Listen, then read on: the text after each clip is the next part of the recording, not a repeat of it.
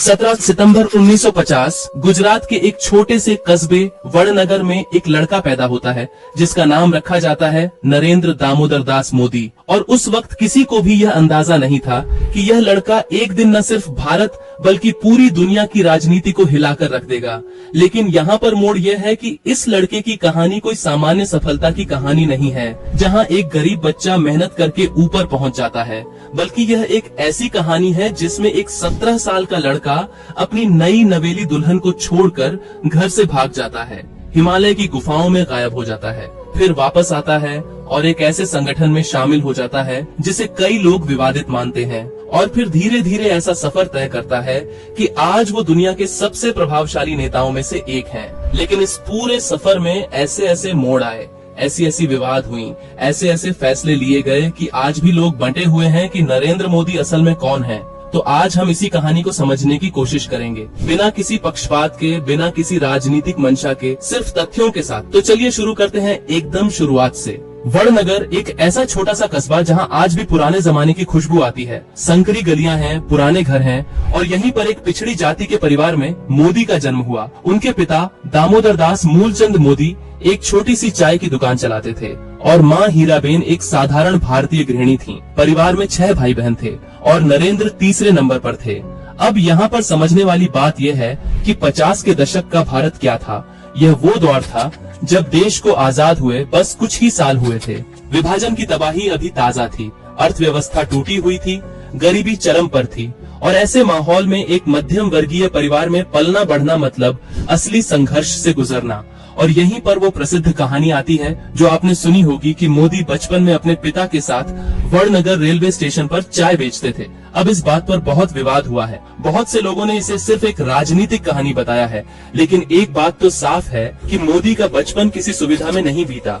वो एक साधारण परिवार से थे जहां हर रोज की रोटी के लिए मेहनत करनी पड़ती थी, और शायद यही वो नींव थी जिसने उनके अंदर एक अलग तरह का जुनून पैदा किया। मोदी बचपन से ही बाकी बच्चों से थोड़े अलग थे। उनमें एक अजीब सा आत्मविश्वास था, एक अजीब सी ऊर्जा थी। वो विद्यालय में पढ़ाई में तो औसत थे, लेकिन वाद विवाद और नाटक में बहुत अच्छे थे। उन्हें अभिनय करना पसंद था, मंच पर जाना पसंद था, और यहीं से शायद उनकी सार्वजनिक भाषण की वो कला विकसित हुई जो आज हम देखते हैं। लेकिन असली मोड़ आया जब वो 8 साल के थे। सन 1958 में उनकी मुलाकात हुई राष्ट्रीय स्वयंसेवक संघ यानी RSS से, और यहीं से उनकी जिंदगी की दिशा ही बदल गई। अब संघ को समझना बहुत जरूरी है, क्योंकि मोदी की पूरी विचारधारा, उनकी राजनीति, उनका विश्व दृष्टिकोण, सब कुछ इसी संगठन से आया है। संघ एक हिंदू राष्ट्रवादी संगठन है जो 1925 में बना था, और जिसका मानना है कि भारत मूल रूप से एक हिंदू राष्ट्र है। अब यहाँ पर लोगों की अलग अलग राय है। कुछ लोग संघ को एक सांस्कृतिक संगठन मानते हैं, तो कुछ लोग इसे एक कट्टरपंथी समूह। लेकिन तथ्य ये है कि छोटी उम्र में ही मोदी इस संगठन से गहराई से जुड़ गए। वो संघ की शाखाओं में जाने लगे, वहाँ की प्रशिक्षण लेने लगे, और धीरे धीरे संघ उनकी जिंदगी का एक महत्वपूर्ण हिस्सा बन गया। अब आता है वो हिस्सा जो शायद मोदी की जिंदगी का सबसे रहस्यमय और विवादित अंश है। जब मोदी 17-18 साल के थे तब उनकी शादी करा दी गई एक लड़की से जिसका नाम था जशोदाबेन। यह एक तय की गई शादी थी जो उस जमाने में बहुत आम था, लेकिन यहाँ पर जो हुआ वो बिल्कुल असामान्य था। शादी के कुछ ही समय बाद मोदी ने घर छोड़ दिया, अपनी पत्नी को छोड़ दिया, और निकल पड़े एक अजीब सी यात्रा पर। कहा जाता है कि वो हिमालय की तरफ चले गए, गुफाओं में रहे, साधुओं के साथ रहे, ध्यान किया, अध्यात्म खोजा, और यह सब इतना रहस्यमय है कि आज तक कोई स्पष्ट तस्वीर नहीं है कि उन 2 सालों में असल में क्या हुआ। खुद मोदी ने कभी इस बारे में विस्तार से बात नहीं की, बस इतना कहा है कि वो खुद को खोजने निकले थे, अपने उद्देश्य को समझने के लिए निकले थे। लेकिन यहाँ पर सवाल ये है कि आखिर क्या था जिसने एक 17 साल के लड़के को अपनी नई शादी छोड़कर, अपना परिवार छोड़कर, सब कुछ छोड़कर भटकने पर मजबूर कर दिया। कुछ लोग कहते हैं कि वो शादी नहीं करना चाहते थे, कुछ कहते हैं कि उन्हें संघ के काम में इतना डूबना था कि निजी जिंदगी के लिए जगह नहीं थी, कुछ कहते हैं कि वो सच में एक आध्यात्मिक संकट से गुजर रहे थे। लेकिन सच्चाई क्या है ये शायद सिर्फ मोदी ही जानते हैं। 2 साल बाद जब मोदी वापस लौटे तो वो एक बदला हुआ इंसान थे। अब उनके अंदर एक अलग तरह का संकल्प था, एक अलग तरह की स्पष्टता थी, और उन्होंने फैसला कर लिया था कि उन्हें अपनी जिंदगी संघ के काम में लगानी है। सन 1971 में वो पूर्णकालिक प्रचारक बन गए, यानी अब उन्होंने अपनी पूरी जिंदगी ही संघ को समर्पित कर दी, और यहीं से शुरू होती है उनकी असली राजनीतिक यात्रा। प्रचारक बनने का मतलब था कि अब उन्हें कोई निजी जिंदगी नहीं रखनी थी, कोई परिवार नहीं, कोई संपत्ति नहीं, सिर्फ संगठन के लिए काम करना था। और मोदी ने यह सब स्वीकार कर लिया। वो गुजरात के अलग अलग हिस्सों में घूमने लगे, लोगों से मिलने लगे, संघ का काम फैलाने लगे और धीरे धीरे उनकी संगठनात्मक क्षमता लोगों को दिखने लगी। वो सिर्फ भाषण देना नहीं जानते थे, बल्कि लोगों को जोड़ना भी जानते थे, उन्हें प्रेरित करना भी जानते थे। और यही वो गुण थे जो आगे चलकर उन्हें एक बड़ा नेता बनाने वाले थे।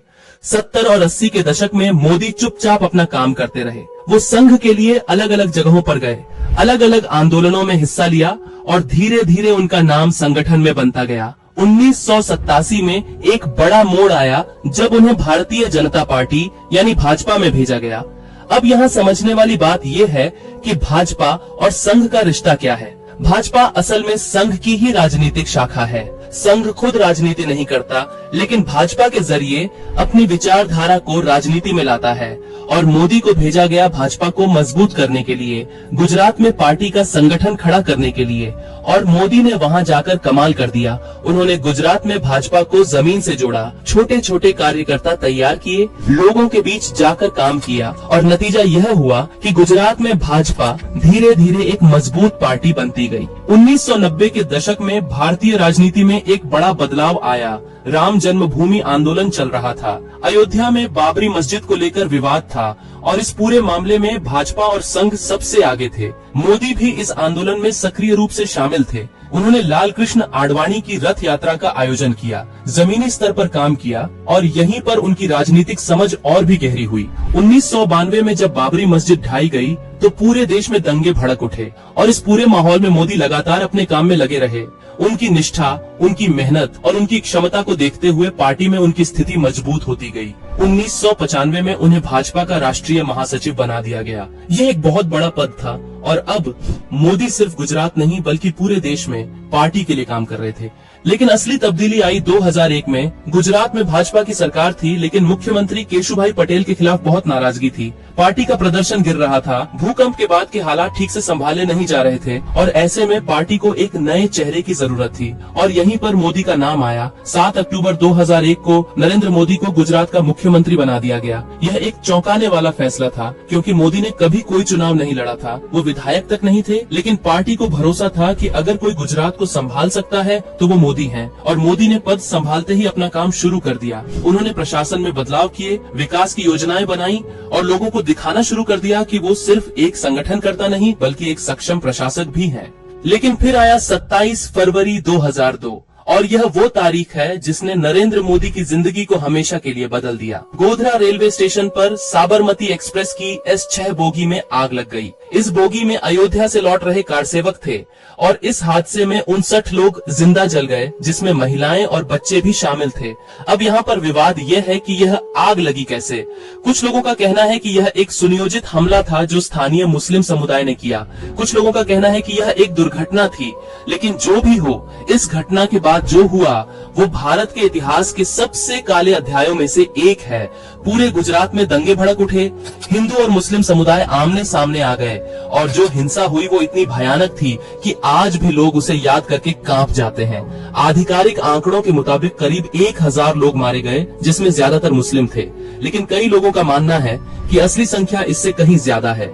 हजारों लोग बेघर हो गए, महिलाओं के साथ बलात्कार हुए, संपत्तियां जलाई गईं और पूरे 3 दिन तक गुजरात जल रहा था।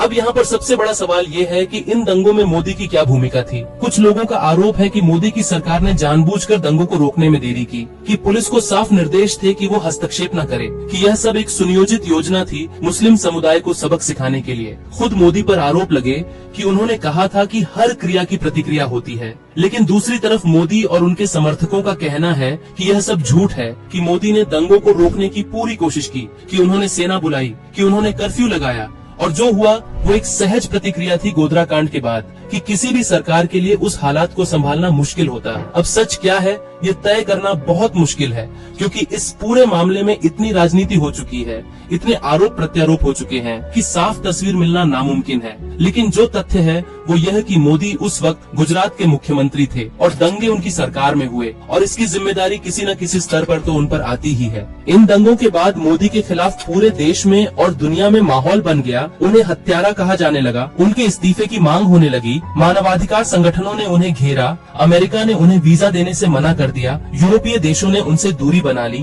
और मोदी अचानक एक अंतर्राष्ट्रीय स्तर पर विवादित व्यक्ति बन गए। लेकिन यहाँ पर एक दिलचस्प बात हुई, जहाँ पूरी दुनिया मोदी के खिलाफ थी, वहीं गुजरात के अंदर उनकी लोकप्रियता बढ़ने लगी। हिंदू समुदाय का एक बड़ा हिस्सा उन्हें अपना नायक मानने लगा और जब 2002 के अंत में चुनाव हुए तो मोदी ने जबरदस्त जीत हासिल की, भाजपा को पूर्ण बहुमत मिला और मोदी फिर से मुख्यमंत्री बन गए। यह एक बहुत बड़ा राजनीतिक संदेश था। इसका मतलब था कि गुजरात की जनता ने दंगों के बाद भी मोदी पर भरोसा जताया, या फिर शायद दंगों की वजह से ही भरोसा जताया, यह व्याख्या पर निर्भर करता है। अब मोदी के सामने एक बड़ी चुनौती थी, उन्हें खुद को साबित करना था, उन्हें दिखाना था कि वो सिर्फ दंगों के मुख्यमंत्री नहीं हैं, बल्कि विकास के भी मुख्यमंत्री हो सकते हैं। और यहीं से शुरू हुआ गुजरात मॉडल। मोदी ने अगले 10 सालों में गुजरात को भारत के सबसे विकसित राज्यों में से एक बना दिया। उन्होंने बिजली की समस्या सुलझाई, गुजरात में 24 घंटे बिजली मिलने लगी। उन्होंने सड़कों का जाल बिछाया, कारखाने लगवाए, निवेश बुलाया और गुजरात की अर्थव्यवस्था तेजी से बढ़ने लगी। उन्होंने नर्मदा बांध की परियोजना को पूरा करवाया, जिससे हजारों गांवों को पानी मिलने लगा। उन्होंने किसानों के लिए योजनाएं बनाई और धीरे धीरे गुजरात का चेहरा बदलने लगा। 2007 में फिर चुनाव हुए और मोदी ने फिर जीत हासिल की। 2012 में फिर चुनाव हुए और मोदी ने फिर जीत हासिल की। लगातार 3 बार मुख्यमंत्री बनना, और वो भी इतने बड़े बहुमत से, ये कोई छोटी बात नहीं थी। मोदी ने साबित कर दिया था कि वो सिर्फ एक विवादित नेता नहीं बल्कि एक सफल प्रशासक भी हैं। लेकिन अब मोदी की नजर दिल्ली पर थी। वो गुजरात से बाहर निकलना चाहते थे और 2013 से 14 में जब लोकसभा चुनावों का समय आया तो भाजपा ने मोदी को अपना प्रधानमंत्री पद का उम्मीदवार घोषित कर दिया। यह फिर से एक बड़ा फैसला था, क्योंकि मोदी अब भी एक विवादित नाम थे। अब भी उन पर 2002 के दंगों का आरोप था, लेकिन भाजपा को भरोसा था कि अगर कोई कांग्रेस को हरा सकता है तो वो मोदी है। और मोदी ने अपने चुनाव अभियान में जो जादू किया वो इतिहास में दर्ज हो गया। उन्होंने पूरे देश में सैकड़ों रैलियां की, लाखों किलोमीटर की यात्रा की और हर जगह एक ही संदेश दिया, विकास, विकास और विकास। उन्होंने गुजरात मॉडल का ढोल पीटा, उन्होंने नौजवानों से रोजगार का वादा किया, उन्होंने भ्रष्टाचार के खिलाफ लड़ाई का वादा किया और सबसे बड़ी बात, उन्होंने अपनी छवि एक मजबूत नेता की बनाई जो फैसले ले सकता है, जो देश को आगे ले जा सकता है। उनका नारा था, अच्छे दिन आने वाले हैं, और लोगों ने इस नारे पर भरोसा किया। खास करके उस वक्त जब कांग्रेस की सरकार भ्रष्टाचार के आरोपों में घिरी हुई थी, जब महंगाई बढ़ रही थी, जब लोग बदलाव चाहते थे। और फिर आया 16 मई 2014, जब चुनाव के नतीजे आए और भाजपा ने 30 सालों में पहली बार किसी पार्टी को पूर्ण बहुमत दिया। 282 सीटें मिली भाजपा को। यह एक जबरदस्त जीत थी। और 26 मई 2014 को नरेंद्र मोदी ने भारत के प्रधानमंत्री के रूप में शपथ ली। वड़नगर के उस चाय बेचने वाले लड़के ने आखिरकार दिल्ली की सबसे बड़ी कुर्सी हासिल कर ली। यह एक ऐतिहासिक क्षण था, लेकिन अब असली परीक्षा शुरू होने वाली थी, क्योंकि गुजरात चलाना अलग बात है और पूरा देश चलाना बिल्कुल अलग। प्रधानमंत्री बनते ही मोदी ने अपनी छाप छोड़नी शुरू कर दी। उन्होंने स्वच्छ भारत अभियान शुरू किया, जन धन योजना लाई जिससे करोड़ों लोगों के बैंक खाते खुले। उन्होंने मेक इन इंडिया अभियान चलाया, डिजिटल इंडिया की बात की, और सबसे बड़ी बात, उन्होंने अपनी विदेश नीति में बड़े बदलाव किए। वो अमेरिका गए और वहाँ मैडिसन स्क्वायर गार्डन में लाखों लोगों ने उनका स्वागत किया। वो चीन गए, जापान गए और धीरे धीरे दुनिया में भारत की छवि बदलने लगी। वही मोदी जिन्हें अमेरिका वीजा नहीं देता था, अब व्हाइट हाउस में सम्मान के साथ बुलाए जा रहे थे। यह एक बड़ा बदलाव था। लेकिन फिर आए कुछ विवादित फैसले भी। 2016 में मोदी ने अचानक नोटबंदी की घोषणा कर दी। 500 और 1000 के नोट बंद कर दिए गए और पूरे देश में अफरा तफरी मच गई। लोग बैंकों के बाहर लाइनों में खड़े थे, छोटे व्यापारी परेशान थे। लेकिन मोदी का कहना था कि यह कदम काले धन और भ्रष्टाचार के खिलाफ है। अब इस फैसले पर बहुत बहस हुई। कुछ लोगों ने इसे एक साहसिक कदम बताया तो कुछ ने इसे एक आर्थिक आपदा। लेकिन एक बात तो साफ थी कि मोदी बड़े फैसले लेने से नहीं डरते थे, चाहे उसके राजनीतिक नतीजे कुछ भी हों। फिर 2017 में जीएसटी लागू हुआ। यह एक बड़ा आर्थिक सुधार था जिसने पूरे देश को एक कर प्रणाली के तहत लाया, और इसके भी अपने फायदे और नुकसान थे। 2019 में फिर चुनाव आए और इस बार मोदी का चुनाव अभियान और भी आक्रामक था। इस बार सिर्फ विकास नहीं बल्कि राष्ट्रवाद भी एक बड़ा मुद्दा था। पुलवामा हमला हुआ था और उसके जवाब में बालाकोट में हवाई हमला किया गया था, और मोदी ने इस पूरे मामले को चुनाव में बड़े तरीके से इस्तेमाल किया। उन्होंने खुद को एक मजबूत नेता के रूप में पेश किया जो देश की सुरक्षा से कोई समझौता नहीं करता। और नतीजा यह हुआ कि 2019 में भाजपा ने फिर से जबरदस्त जीत हासिल की। इस बार 303 सीटें मिली और मोदी दूसरी बार प्रधानमंत्री बने। लगातार 2 बार पूर्ण बहुमत के साथ प्रधानमंत्री बनना ये कोई छोटी उपलब्धि नहीं थी। दूसरे कार्यकाल में मोदी ने कुछ और बड़े फैसले लिए। अनुच्छेद 370 हटाया गया, जिससे जम्मू कश्मीर की विशेष स्थिति खत्म हो गई। यह एक बहुत बड़ा और विवादित कदम था। 3 तलाक पर कानून बना, नागरिकता संशोधन कानून लाया गया, जिस पर देश भर में विरोध प्रदर्शन हुए। और फिर आया 2020 और पूरी दुनिया में कोरोना महामारी फैल गई। मोदी ने अचानक पूरे देश में लॉकडाउन लगा दिया और यह भी एक बहुत विवादित फैसला था। कुछ लोगों ने इसे सराहा तो कुछ ने आलोचना की कि इतनी जल्दी बिना तैयारी के लॉकडाउन लगाने से लाखों मजदूर सड़कों पर आ गए। लेकिन मोदी की शैली यही थी, तेज फैसले, बड़े ऐलान और फिर उसे लागू करना चाहे कुछ भी हो जाए। आज जब हम 2026 में खड़े होकर पीछे देखते हैं तो नरेंद्र मोदी की कहानी एक अविश्वसनीय सफर है। एक ऐसा सफर जो वड़नगर की गलियों से शुरू होकर दिल्ली के सत्ता के गलियारों तक पहुंचा। एक ऐसा सफर जिसमें असफलताएं भी हैं और सफलताएं भी, विवाद भी हैं और उपलब्धियां भी। आज मोदी दुनिया के सबसे प्रभावशाली नेताओं में से एक हैं। उनके समर्थकों के लिए वो एक नायक हैं, जिसने भारत को नई ऊंचाइयों पर पहुंचाया है, जिसने भ्रष्टाचार के खिलाफ लड़ाई लड़ी है, जिसने देश में विकास लाया है, जिसने भारत की अंतर्राष्ट्रीय छवि बदली है।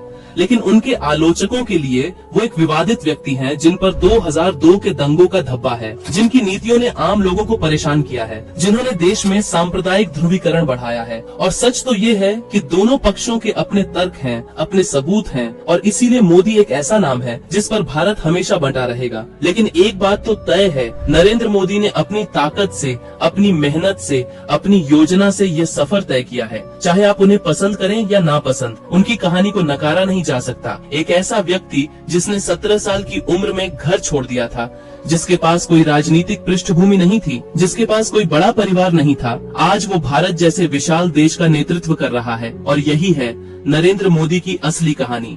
एक ऐसी कहानी जो प्रेरणादायक भी है और विवादित भी, जो रोमांचक भी है और डरावनी भी, जो सफलता की भी है और संघर्ष की भी। और शायद इसीलिए यह कहानी इतनी दिलचस्प है, क्योंकि यह सिर्फ काली या सफेद नहीं है, बल्कि इसमें बहुत सारे रंग हैं और हर कोई अपने नजरिए से इसे देखता है। तो ये थी नरेंद्र मोदी की असली कहानी। और अगर आपको ये वीडियो पसंद आया हो तो लाइक करें, शेयर करें। मिलते हैं अगले ऐसे ही किसी मजेदार वीडियो में। तब तक के लिए धन्यवाद।